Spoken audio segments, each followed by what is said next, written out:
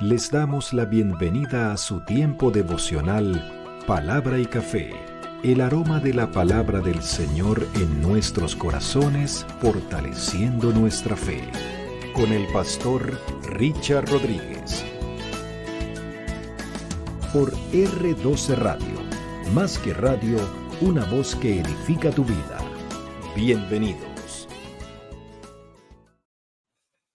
Para hoy, mis amados, para hoy en Palabra y Café dice de la siguiente manera: Señor, enséñame a amar con el amor tuyo.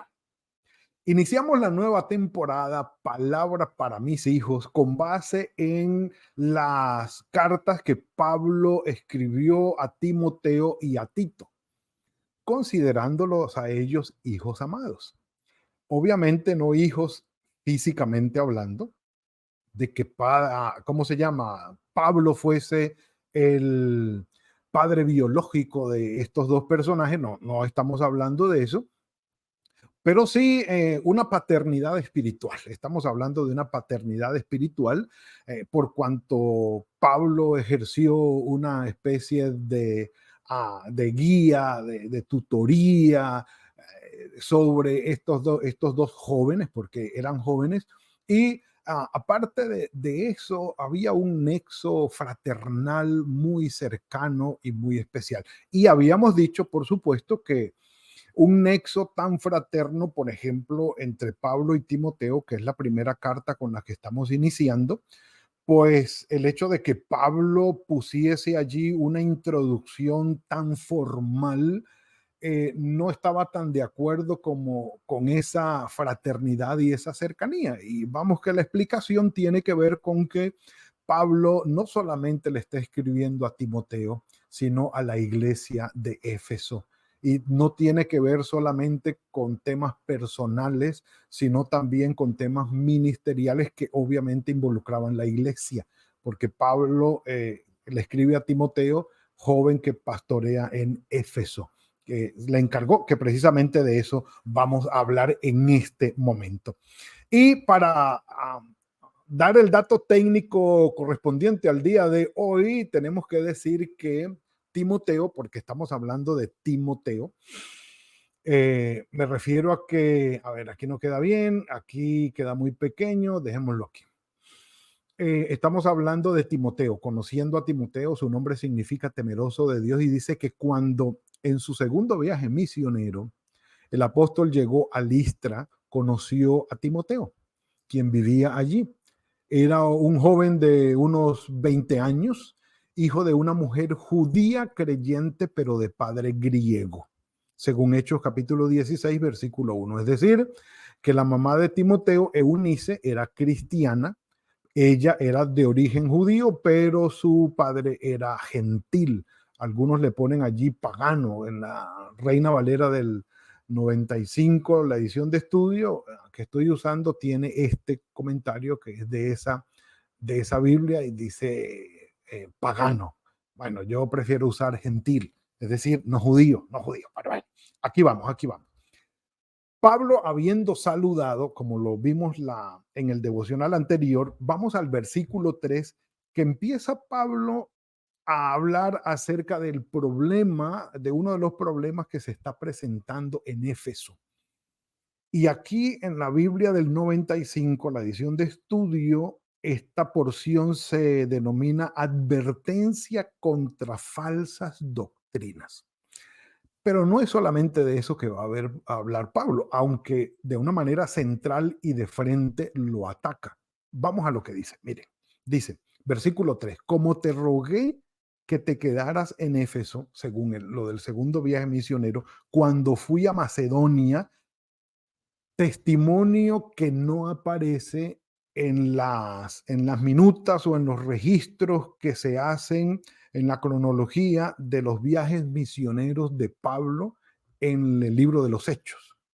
Lucas, que escribe Hechos, no relata o no dice nada acerca de este incidente o este suceso, mejor, cuando Pablo le ruega a Timoteo que se quede en Éfeso mientras él va a Macedonia, que se supone esa fue la constitución de la iglesia y el nacimiento de la iglesia y la formación y el inicio de Timoteo como pastor allí en Éfeso. Hechos no da testimonio de eso y hay que decirlo. Dice, te dejé en Éfeso mientras yo fui a Macedonia para que mandaras a algunos, y ese algunos tiene sentimiento. Es decir, Pablo está hablando de un tácito y de un sobreentendido, de un vacío que deja allí, que no menciona los nombres porque para Timoteo va a ser muy claro quiénes eran esos algunos. Que algunos dicen, bueno, eso ya sonó a chisme, pero bueno, no. Pablo está siendo un poco cortés, por así decirlo, al no identificar nombres, aunque Timoteo ya lo conoce. Dice, te dejé allí cuando fui a Macedonia para que mandaras a algunos que no enseñen diferente doctrina de lo que es el Evangelio. Jesucristo muerto y resucitado por nuestros pecados para traernos salvación, para librarnos del pecado, del dominio del pecado, como lo explica él en Romanos, es decir, que el pecado ya no nos domine más, es decir, que podemos equivocarnos, pero vamos a determinar y a discernir que lo que hemos hecho está mal hecho. Entonces ya el pecado no nos domina ciegamente y también nos libra de la perdición eterna del pecado. Entonces, ese es el mensaje del Evangelio, grosso modo, resumiendo, que Pablo está predicando y les dice, mire, hay unos que están enredando la cuerda, hay unos que están enredando el asunto con una doctrina diferente, por favor, que se queden callados, que no enseñen más de eso. Pablo va a decirlo a qué se refiere. Dice, y que tampoco presten atención a fábulas y genealogías interminables, y en griego dice literalmente mitos. Al parecer estaban, y los comentaristas, digamos que coinciden en esto, que estos personajes, estos algunos de los que Pablo habla, estaban mezclando las historias ficticias que digamos que surgieron en la tradición judía, ficticias como que, por ejemplo, para mencionar algo rapidito, si ustedes conocen el libro de Judith, como el deuterocanónico que aparece en las Biblias católicas, que están en el segundo canon, judío, o sea, un canon de segunda categoría que fue calificado así por los judíos. Entonces, ¿por qué, por ejemplo, Judith fue un libro calificado como de segunda categoría y no en el primer canon? Porque es un libro de personajes, lugares y sucesos ficticios. No ocurrieron. Entonces, por darles una idea, al parecer estos algunos estaban predicando de doctrinas que se basaban en este tipo de relatos, de mitos, de genealogías y de cuestiones ficticias que no existían y que obviamente pues desencadenaban una serie de falsas enseñanzas, pero lo más interesante es fábulas y genealogías interminables que acarrean discusiones. Y en el griego, esta palabra discusiones no significa una discusión de, bueno, ven tú y yo, sentémonos, discutamos el asunto para profundizar, una discusión seria que tiene más bien carácter académico, investigativo, y discutimos tu posición y la mía, tus argumentos y las mías para profundizar. No, no es ese tipo de discusión. Es la discusión del alegato. Es más, es un término despectivo. Son las discusiones sin sentido y sin propósito que no conducen a ningún lado. Es ese tipo de discusión. Entonces, que acarrean discusiones al contrario de edificación, de formación, de crecimiento, de que, oh, qué bueno fue discutir contigo este tema, considerar argumentos, ir a la palabra, revisar citas y todo. Oh, salí edificado de esta discusión. Eso es lo que está diciendo Pablo. Entonces, ese tipo de doctrinas basadas en esas genealogías y en esos relatos ficticios acarrean una serie de discusiones que son más bien alegatos frívolos o superficiales y llenos de euforia y de pasiones que no conducen a nada, que deberían conducir a una edificación seria, porque el término que se utiliza allí tiene que ver con administración o economía, que tiene que ver con el fundamento sobre el cual se edifica una casa. Pero no dice, ¿hay discusiones así? Sí, hay discusiones así.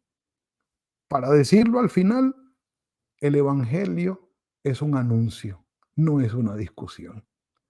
Por eso yo les recomiendo, es mi posición, no me agradan las discusiones apasionadas y acaloradas con respecto al Evangelio, pues no conducen a nada.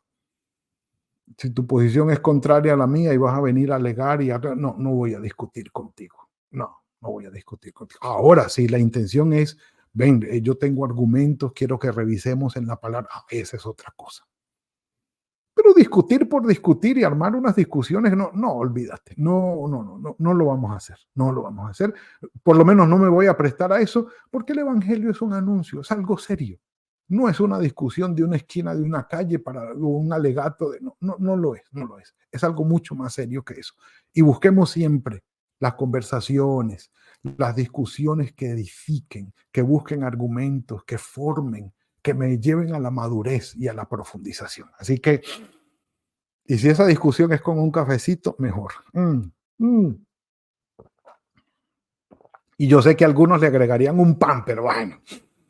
Dice, discusiones, acarrean discusiones más bien que edificación de Dios, que es por la fe. Así te encargo ahora. Y si ustedes pueden leer el versículo 20 del mismo capítulo 1, que no lo vamos a tratar hoy, pero por lo menos lo leemos, dice, por desecharla algunos de la buena fe, dice, hablando de la buena fe, Pablo, en el versículo 19 al final dice, por desecharla algunos naufragaron en cuanto a la fe, entre ellos están Himeneo y Alejandro, a quienes entregué a Satanás para que aprendan a no blasfemar. Entonces dicen algunos comentaristas que muy probablemente esos algunos que Pablo mencionó en el versículo 4 son los del 20. No sabemos, pero bueno, dicen las malas lenguas, entre esas ya la mía, pero bueno. Y llega al versículo 5, que es el nuestro, dice, el propósito, dice Pablo, de este mandamiento es el amor que brota, que surge de dónde surge ese amor, dice Pablo. Ese amor surge de un corazón limpio, que entre otras cosas, el único capaz de limpiar, de transformar nuestro corazón en un corazón de carne, cambiándolo de piedra por uno de carne, un corazón sensible a las cosas del Señor, limpio, puro, con buenas intenciones. El único capaz de hacer un corazón de esa manera es el Señor, nadie más. Nadie puede cambiar el corazón. Y según el profeta Jeremías, el corazón sin Dios es engañoso y perverso. ¿Quién lo entenderá? Pero bueno, ese amor va a surgir de un corazón limpio, de una buena conciencia, que el término es suneidesis o suneidesis, que significa conocimiento juntamente con. Esa buena conciencia no es solamente la conciencia moral que el ser humano, de la que el ser humano está dotado por Dios, sino esa conciencia o ese conocimiento juntamente con el de Dios. Básicamente estamos hablando que es el conocimiento del hombre unido al de Dios, es el juicio personal del hombre unido al de Dios. Es decir, es esa conciencia humana unida a la voluntad de Dios. De esa buena conciencia es que está hablando Pablo aquí. No es de, me acuesto a dormir y puedo dormir porque pongo sobre mi almohada una buena conciencia. No, no estamos hablando solamente de la conciencia moral del hombre. Y aparte de eso, número 3, la fe unipócritos. La fe unipócritos, es decir, sin hipocresía. no fingida. ¿Es posible tener una fe fingida? Sí. Por lo menos para aparentar ante los demás que tenemos fe. Nada más perverso que eso. Dicen que la fe fingida o la fe hipócrita, es decir, aquel que aparenta ante los demás tener fe en Dios, pero en realidad no la tiene, o creer en el Señor, pero en realidad no lo cree, es decir, no hay nada por dentro, es como aquel que en medio de una avería en un avión, ¿sí? Se pone un morral vacío en la espalda para que todos crean que él tiene un paracaídas y que se puede lanzar sin problemas. Nada más, perdonen la expresión, estúpido que eso. Un café por eso. ¿Correcto? Entonces, no, estamos hablando. Entonces, al final, dice Pablo, la fe sale, ese amor sale de allí y ya les voy a dar el resumen. Algunos entonces, desviándose de esto, es decir, fallándole al blanco, es el término en griego que le fallan, le apuntan al blanco, pero le fallaron y siguieron por ese camino. Dice, algunos desviándose de esto se perdieron en la vana palabrería. ¿Por qué? Te pierdes. Sí, si te vas a centrar en la discusión vacía, sin fruto, sin propósito, no seria, te vas a perder, te vas a desviar, ¿sí? Pretenden ser doctores de la ley cuando no entienden ni siquiera lo que hablan ni lo que afirman, dice Pablo, o sea, están totalmente perdidos. Pero el resumen del versículo 5 de William Hendrickson, este comentarista clásico de la Biblia, dice lo siguiente. El versículo 1:5 de Timoteo puede resumirse de la siguiente manera. Orad y esforzaos diariamente por obtener un corazón puro, una buena conciencia y una fe sin hipocresía, con el fin que estos tres, obrando juntos en orgánica cooperación, puedan producir la joya más preciosa de todas, que es el amor. Me encantó este resumen de William Hendrickson. Aquí se los comparto. Mis amados, un corazón limpio, una buena conciencia y una fe no fingida, que es sincera, van a producir ese amor con que Dios nos pide que lo amemos a Él y que amemos al prójimo. El amor ágape. Que el Señor nos ayude en esto, porque el final de la obra de Dios en nosotros es el amor, para con Él y para con quienes están a nuestro lado. Padre, gracias por la bendición que nos has dado hoy. Es tu misericordia sobre nosotros. Gracias por este mensaje. Gracias por este devocional. Por la manera, Señor, como hablas a nuestros corazones. Permítenos, Señor, que una buena conciencia, una fe no fingida, que podamos nosotros, junto con el conocimiento tuyo, Señor, tener un corazón puro, nuevo, y que nos lleve a vivir el amor que tú quieres que vivamos, para amarte por sobre todas las cosas y amar a nuestro prójimo, que en ello está resumida toda la ley y expresado el amor tuyo para con nosotros. Guíanos en esto, Padre, te lo rogamos. Encomendamos en tus manos el resto del día, el fin de semana que ya llega, tu misericordia sea sobre nuestras familias. En el nombre de tu Hijo Jesucristo. Amén y amén. Mis amados, ha sido todo por hoy. Le damos la gloria al Señor por ello. Que tengan un muy buen día hoy viernes, fructífero día de la mano del Señor. Feliz fin de semana, agradable fin de semana de la mano del Señor también, y que podamos congregarnos o por lo menos reunirnos en familia alrededor de la palabra del Señor. Que el Señor los bendiga y los guarde, y nos veremos el lunes, si el Señor lo permite, en otra entrega de Palabra y Café. Que el Señor los guarde. Gracias por compartir con nosotros este espacio de Palabra y Café. Hasta una próxima oportunidad por R12 Radio. Más que radio, una voz que edifica tu vida. Que Dios les bendiga.